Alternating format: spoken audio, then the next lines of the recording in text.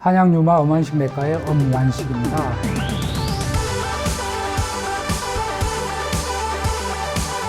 오늘 말씀드릴 내용은 통풍입니다. 통풍.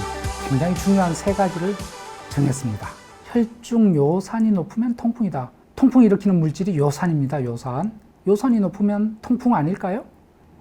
요거는 뭐냐 하면요. 그 논문에 발표된 것입니다.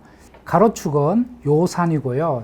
오른쪽은 통풍 관절이 생기는 그 빈도입니다. 그래서 요산이 오른쪽으로 점점 높아지면 통풍이 점점 많이 생기죠? 맞는 이야기죠? 그러면 통풍 저 끝에 가면 100%가 돼야 되는데, 그죠? 100%라고는 없겠죠? 통풍의 단계가 있습니다. 요산이 우리가 높아서 어느 정도 시간이 지나서 한 10년? 예를 들어서 5년, 10년이 지나면 통풍 관절염이 생깁니다. 그러면 통풍 관절염이 생기기 전의 단계를 뭐라고 하느냐? 통풍이 안 생겼으니까 정상이 없는 거예요. 그래서 무증상. 피에는 요산이 높아. 그래서 고요산 혈증이라고 합니다. 어렵게. 그래서 무증상 고요산 혈증의 단계가 5년, 10년 이렇게 된 사람이 어느 날 갑자기 관절이 아파요. 그러면 그 단계는 급성 통풍성 관절염입니다. 엄지발가락이 제일 많이 오죠. 빨갛게. 걸음 걷기도 힘들고 아파 죽어요. 자, 그러면 그게 계속 통풍 관절이 남아있으면 사람이 못 살고 죽죠. 근데 저절로 2주 내에 좋아져요. 아무리 아파도. 아니면 약 먹으면 더 빨리 없어지고요.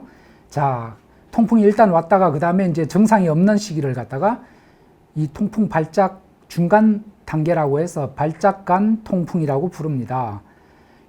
치료를 안 하고 그냥 이게 안 아프다고 놔두면 통풍이 생겼다가 말았다가 계속 그러면서 마지막 4번 단계 만성 결절성 통풍으로 넘어가게 됩니다.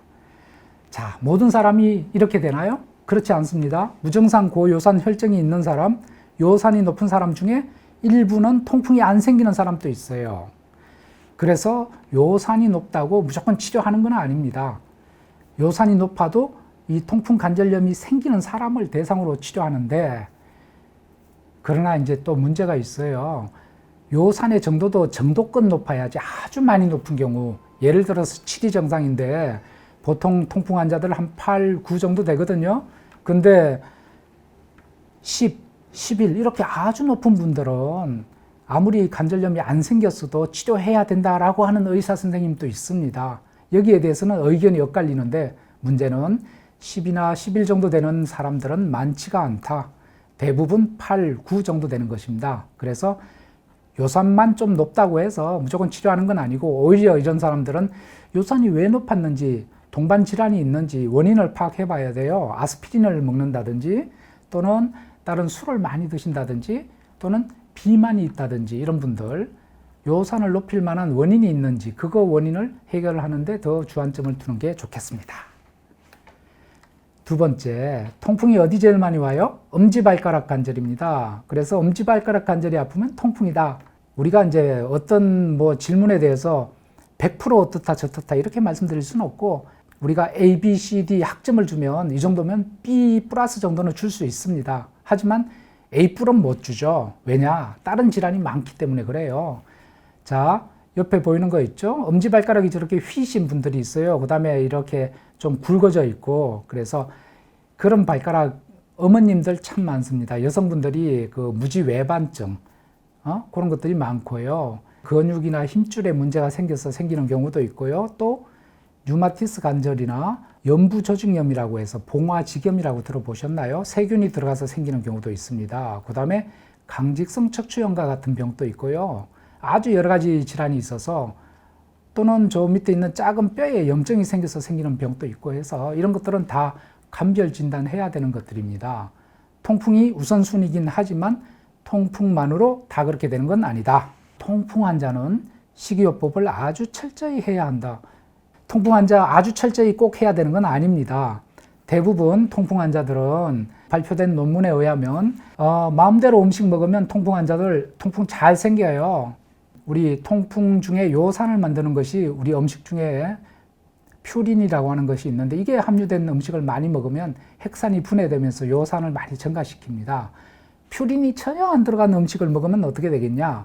7 정도가 그 요산의 정상치인데 우리가 통풍 환자들을 한 8이나 9 정도 되거든요. 평균적으로. 한 1에서 1.5 정도 낮출 수가 있습니다. 퓨린 프리 다이어트를 하면. 근데 실질적으로 퓨린 프리 다이어트를 할 수가 없어. 모든 음식에는 퓨린이 들어있어요. 다만 정도의 차이가 있는 거지. 좀 더 많고 적은 거. 퓨린이 가장 작은 음식이 뭐냐 하면 채소. 여러분 야채하고 채소만 먹고 살 수 있어요? 고기 안 먹고? 불가능하죠. 조금 더 양보하면 요구르트. 유제품이 좀 적어요. 통풍에 도움이 되고. 그럼 그것만 먹고 살아라? 우리나라 사람들 우유에 대해서 위장관 쪽에서 잘 받아들이질 않아요. 소화가 잘 안 돼. 그래서 불가능하고요. 차라리 약을 드시면서 요산을 낮추면 음식은 크게 컨트롤하지 않아도 됩니다. 그래서 필요하다면 약 먹는 게 우선이고 음식을 철저히 조절하는 것은 현실적으로 불가능하다. 그렇게 말씀드리면 되겠습니다.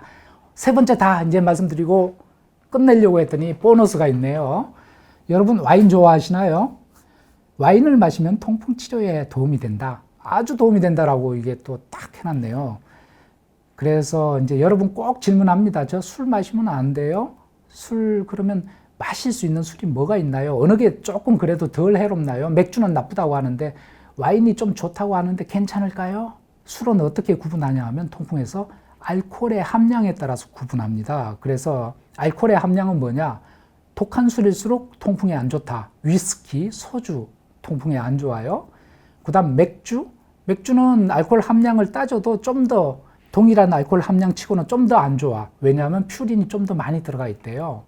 그런 식으로 따질 때 와인이 조금 낫긴 해요. 하지만은 와인도 도수가 한 8에서 10도, 12도 되죠.